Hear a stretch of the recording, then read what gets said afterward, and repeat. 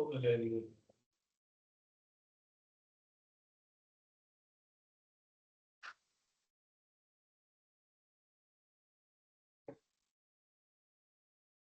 Who populates that spreadsheet?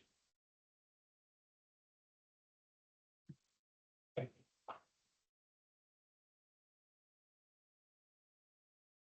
Thank you. But I think the value in the learning part, which I think the value chapter is something that's what we're talking about. So again, respect the need like actually this. So I know we can think about that. To me, that's a little bit of something like that.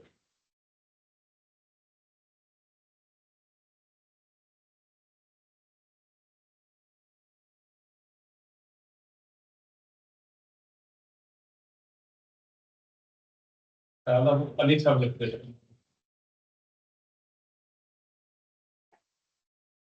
I think I need to collect up the Corley Fence report with the one section around used.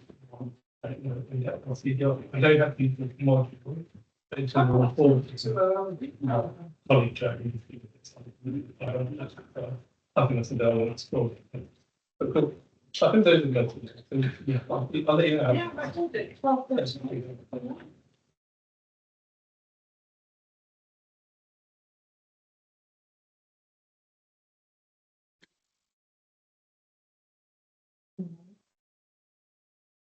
Okay.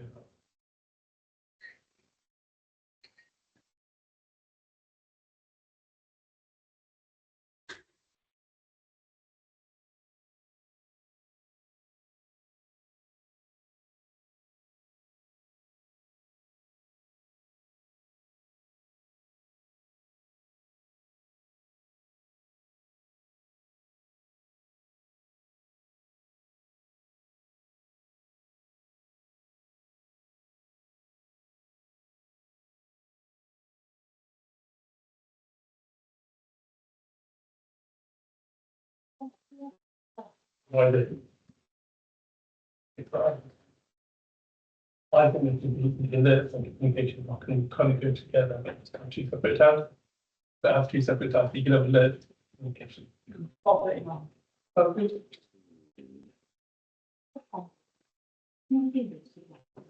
Yeah, so yeah, so I'm not going to do obviously now. I'm not after I'm completely and read the approach. But then we need to have a conversation now. And that's probably wait till the family comes back. And then once the three of us have agreed exactly what to write, then we can put it in writing. By putting it in writing in the email to everybody, then everybody. Yeah. I think the correct so it's going to be complicated today, but I think the correct place to make sure that I'm also involved in this discussion.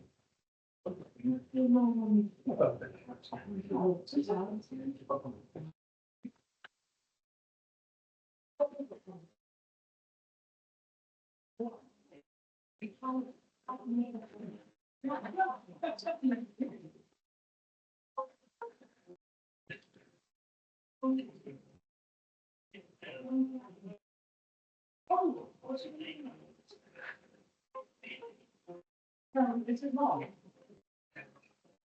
Yeah, that's awesome.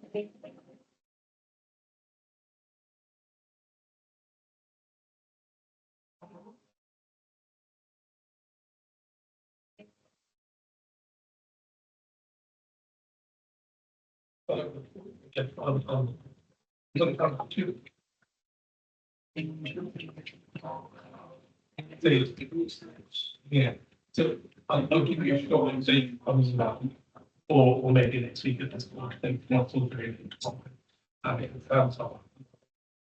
So if not, give you a next week and then the following.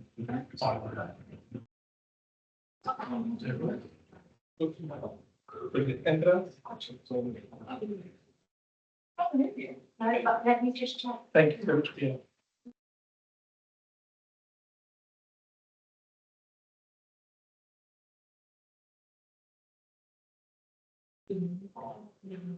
No. No. That was all. Thank you so much, both of you, much appreciated. Bye.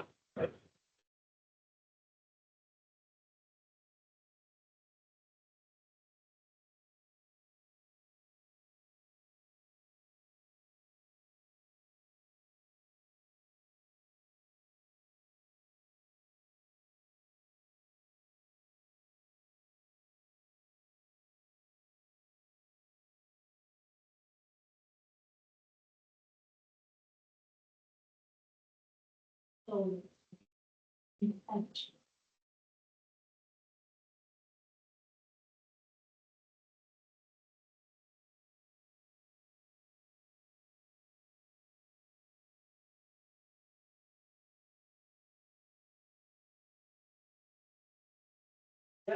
Now, how can you tell? Very, very related to that.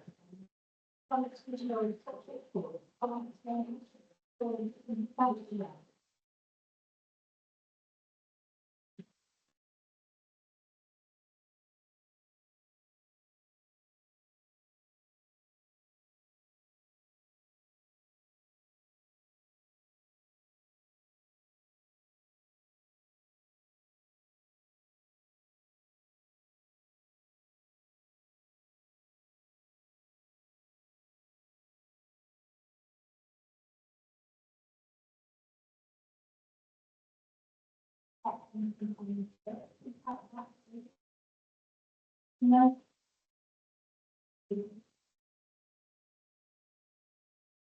I like them.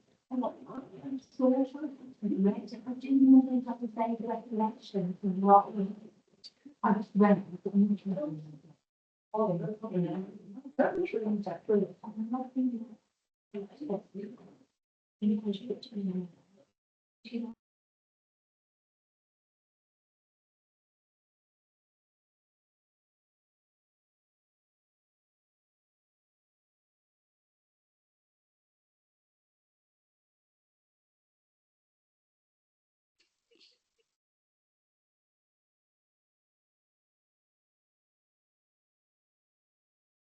Hi everyone, so sorry for the delay in joining you this afternoon. We've been having a couple of behind the scenes technical issues.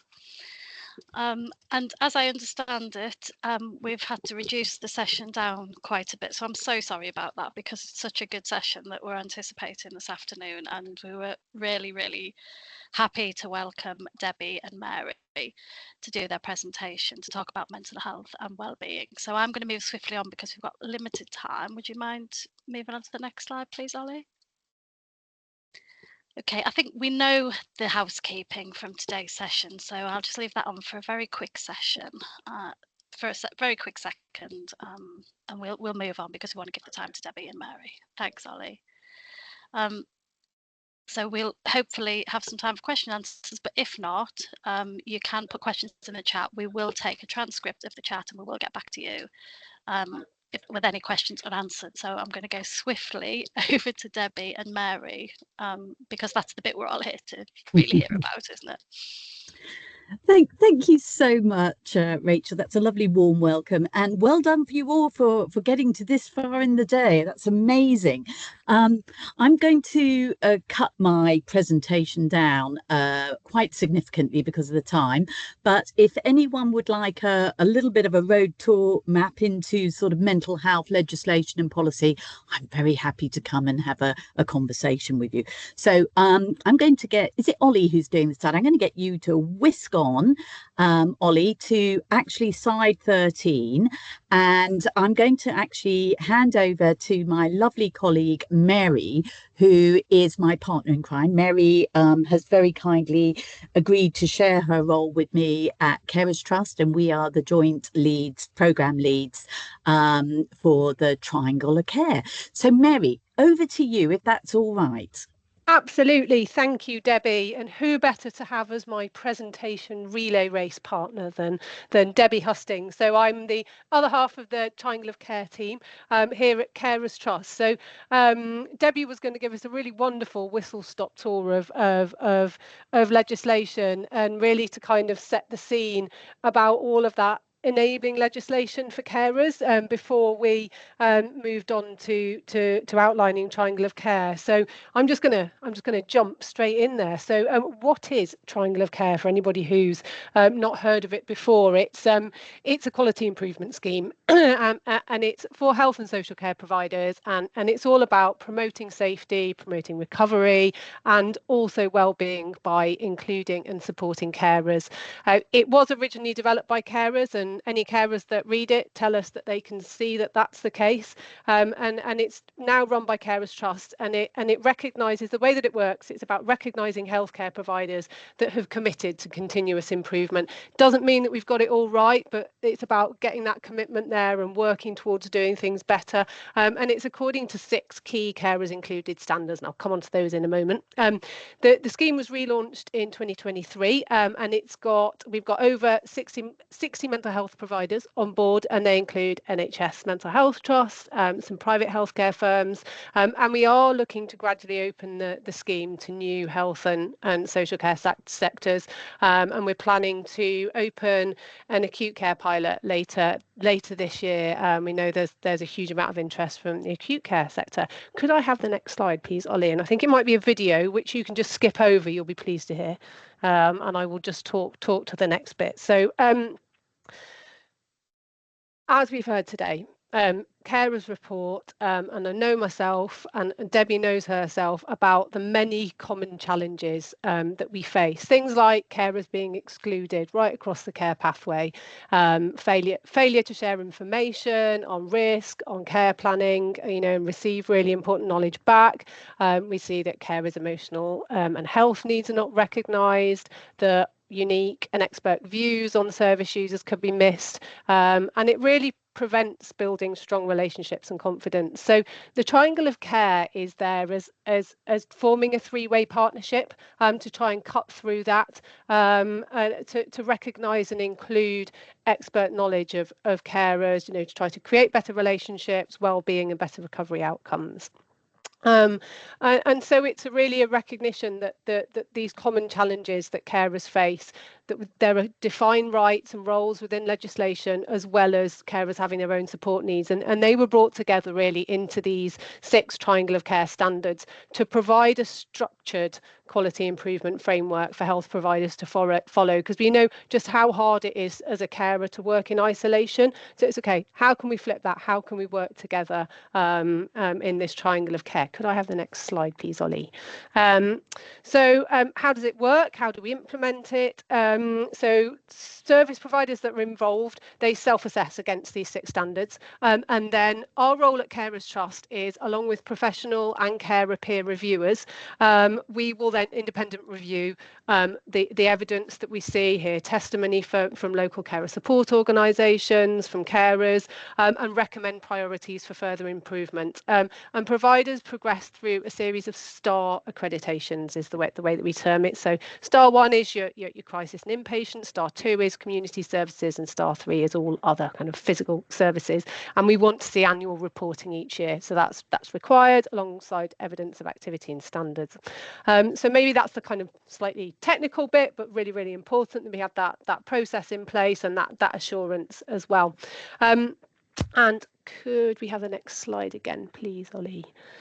All right, so at the heart of it is carers included. And we look to see that carers are included right the way throughout. So carer partners are a requirement of membership, that to add rigour, to add value. We want to see carer and service user organisations involved, local carer support organisations. So that might be anything from making sure that you're getting feedback through friends and family tests, that's being analysed, used to compare against the self-assessments, that you've got carers coming in, looking at the self-assessment, saying, okay, well, you say you're doing really well there, but do you know what, my experience is X, Y, Z, and that you've got a check and challenge from local carer support as well. And then I think I'm nearly at the end of my section, and I can hand the baton back to Debbie, but if you could go on to the next slide again, please, Ollie. Just some of the benefits, and I'm not going to talk through them all, but we do know that this approach works and really helps to support the well-being of carers and deliver better quality care. We have yet to do a full impact assessment of triangle of care, but we know from other similar schemes like the Share Guide, the Meriden Family Therapy Programme, they both findings from those both highlight that carer support can reduce readmissions by around 40%. And we hear from some of our member trusts like Lincolnshire, they've shared that carer complaints have reduced as a result of implementing the triangle of care. Okay, so just one final slide before I hand over to Debbie, and it's really just to say that the standards, they stay constant, but we know that the world does not, and we've heard so much this morning about the needs to do a much better job to support young carers, and this is one of the challenges that we're looking at Triangle of Care, and we Triangle of Care is for all ages and inclusive of young carers. We've got 2 separate guides on this topic. One looking at how to support young carers of adults receiving mental health care, and the other for child and adolescent mental health services on supporting parents, sibling and other carers of young people. But Debbie is going to delve into this and some other really important topics in more detail. So here's the electronic baton, and I'm passing it in my relay race back over to you, Debbie. Oh, wowzer. That was impressive. She's a bit good, that Mary Patel. I think a round of applause for her. Right. So I'm now going to move the conversation on, and Ollie will have the next slide. I really wanted to try and put this context into the discussions around the mental health bill. And it really is a once in a generation opportunity. So many of the people today in this workshop will have been involved in that. And so just to say, I'm not going to go into a huge amount of detail about that, but what I want to do is talk to you very specifically about the areas that the Triangle of Care programme and Carers Trust themselves are lobbying hard about. So these are areas that we have seen that create challenge and barriers for carers to access support. But as I said at the beginning, my slides are available, and there is a comprehensive list of things that we are currently working towards. Thank you, Ollie. We'll go to the next slide. And I think one of the areas that some of you will be aware of is the change proposed from nearest relative, which was actually something created or recommended by the Percy Commission in 1959. I am not going to ask anyone on this call if they recall the Percy Commission, because you're all far too young, and certainly I am. But the hierarchy was agreed at that point, and it was reinforced in the 83 Act. So that was how it was, the status quo until now. And they are talking about replacing the nearest relative with something called the nominated person. And I think for many professionals, this will make life a little bit easier, because it's not always clear who the nearest relative is. And let's face it, the terminology is exceedingly problematic. One of my earlier slides attempted to define the roles and functions and different hats that those different terms can bring. Carer, nearest relative, power of attorney. We had a new one, didn't we, from Owen earlier, proxy. There are so many terms, and actually all of these terms are used in mental health services, and they do get confused for both professionals and the people who are looking to support the people with care needs. So I put a citation in here for Professor Judy Lang's research, which I was going to speak to a little bit, but I'm not going to. The slides are coming out. Do have a look at Judy's research, which talks about why this is an important change of policy. Thank you. Next slide, please. So the 2 areas that we are looking to and have been really working hard to lobby around is, as Mary has alluded to and others have, is around young carers and mental health. And there is so much evidence now around the data around young carers who are supporting both parents or other loved ones in their families with mental illness, but also with addiction and substance disorder. In fact, it's just really under 1 million children in England are estimated to live with an adult with severe mental illness. And guess what? We don't see them. They don't appear in our data. And this is a real problem, because it means that we can't provide them with the support, the early intervention and prevention services that we know make huge difference to the impact of their life chances and their health and well-being. Thank you, Ollie. So again, looking at some of that data and some of the concerning facts. So I'm not sure how familiar some of this will be with you, but I think for me, one of the areas that I found very very compelling was the 1 in 10 children in England are estimated to live with an adult with severe mental illness. 1 in 10, it's worth repeating. But also the recent Association of Directors of Children's Services found that there has been a 10% increase in parental mental health being the main presenting need in social care assessments. So, you know, that 1 in 10 may well actually be 1 in 8, and that those are the ones we hear and see about. Those that don't include those young carers who don't even know they're young carers and who are working behind the scenes to support loved ones. Thank you. Next slide. So if that wasn't compelling enough, I think some of the, again, the citation I'll give here is to Dr. Abby Dunn, and again, the link will be available to you. So I won't go into a huge amount of detail of this because we've got a lot to get through this afternoon. But a quarter of adult mental health practitioners did not routine ascertain whether the patient had dependent children. Now, Mary and I will tell you that we, certainly since we've been in post last year, have been scrutinising both the annual reports and the accreditation reports that come forward for assessment. And what we see is absolutely held up to this, that we very rarely see any children's data. And in fact, we've recently just had a webinar showcasing some of the trusts who are really doing some groundbreaking work on this area and are beginning to collect the data that which is so imperative and that we need. Thank you, Ollie. We'll go to the next slide. And I think this is going to be important because what we know is that there are many factors preventing the identification of children. First of all, they don't present, do they? So, you know, we don't see them. They're at, well, they should be at school or at college when treatments and care are being provided, but that doesn't mean that they shouldn't be included.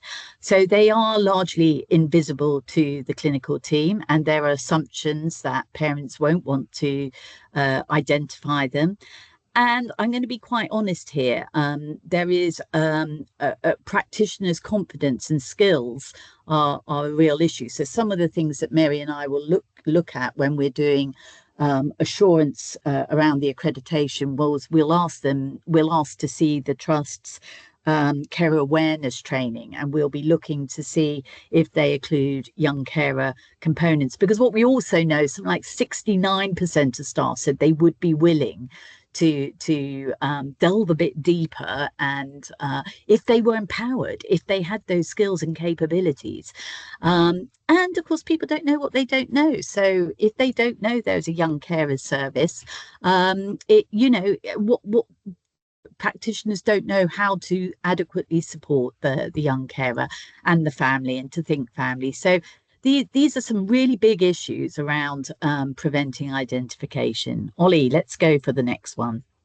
So I think that will probably sound very familiar to a lot of you. So one of the things our Carers Trust team have been doing, and real credit to our fabulous Andy McGowan, he pulled together this amendment with some support from Mary and I and others. And the amendment, it is largely supported, and we hope to see this coming through. So the amendment would require mental health professionals to ask if there are children in the family when detaining someone under the Act, and proactively take action if they need help or safeguarding from harm. So that's actually quite a big leap forward, because what we would then expect to see in the code of practice that accompanies the Act is more detail around how that should be operationalised. So record management of young carers is coming our way, and Mary and I'll be looking keenly to see that come through the pipeline. Thank you, Ollie. We'll go to the next one, if we may. So that's our little bit on young carers. So what I really wanted now to look at is PCREFT. And for those of you who don't know about PCREFT, it's the Patient and Carer Race Equality Framework. It's been around for a few years now, and it is been adopted initially by some early adopters. It provides a framework of anti-racism, and I think it's done some really groundbreaking work in patient care. What we still have to do is shore up the C part of PCREFT. And this is the work that I'm really delighted to say Carers Trust and NHS England are now collaborating on. So it's really important that these early adopters help inform our work. And what we want to do is to actually see the triangular care standards through a PCREF lens. So we really want to develop real solid guidance and an evidence base to demonstrate that there is anti-racism within our mental health trusts. Thank you very much. Next slide. So how are we going to do that, and how do we deliver that? So first of all, it's important to understand the data is always important, isn't it? And I've just shared this slide because I think, and we're using that term global majority carers quite a lot nowadays. And I think there's an awful assumption that everyone understands what we're talking about when we say global majority. So I think, and it's actually risen in some of the conversations we've had at Carers Trust and with our providers. So we are talking about Black and Brown, Asian. So we're talking about 80% of the world's population, and we're talking about shifting the perspective from sort of white centralism to more focus on a global perspective. And this is so important because we know currently that there are nearly 1 million global majority carers in England. And we also know that they experience health inequalities, and there's a huge amount of work there to try and help level the playing field and to create open access for all. So that's the basis of why we need to do this, and it's a very complex area. So I'm going to move on into the next slide and talk about how we're going to go about this at Carers Trust. So it is important because all the research shows that, and I'll be using that term global majority carers, are less likely to take up formal support offers and more likely to lean in on friends and families for a variety of reasons. I'm not going to go into those reasons, but that's the presenting issue. And that's why in many cases, services don't identify carers from this community until crisis point. So they don't benefit, a bit like young carers, they don't benefit from that early intervention and prevention service that we know is so important. And we know also that in many cases, global majority carers are caring for and managing some really complex healthcare. So we understand from all, again, the evidence that's shared that one of the barriers is perceived prejudice and racism, which impacts the ability of to trust institutions, the NHS, or whoever. And let's face it, being a white British woman, I find it hard enough to navigate the health and care system. How on earth is a refugee from Afghanistan who is caring for their grandmother going to experience that? So I think that this is an area that we need to really delve into deeply. So that tells you why it's important, but not how we're doing it. So next slide, please, Ollie, and then we can look a little bit about what's been happening. So Mary and I were delighted to put out an expression of interest to all our providers. This happened in February. We were absolutely bowled over by the fact that we had over 23 expressions of interest. So the groups on this slide on the right hand side are the ones that we are working with, and kudos to them. They are the experts. I and Mary are the facilitators, and we're there to hear, you know, how they feel we can move this agenda on and really have impact. There's no point doing this unless we have impact.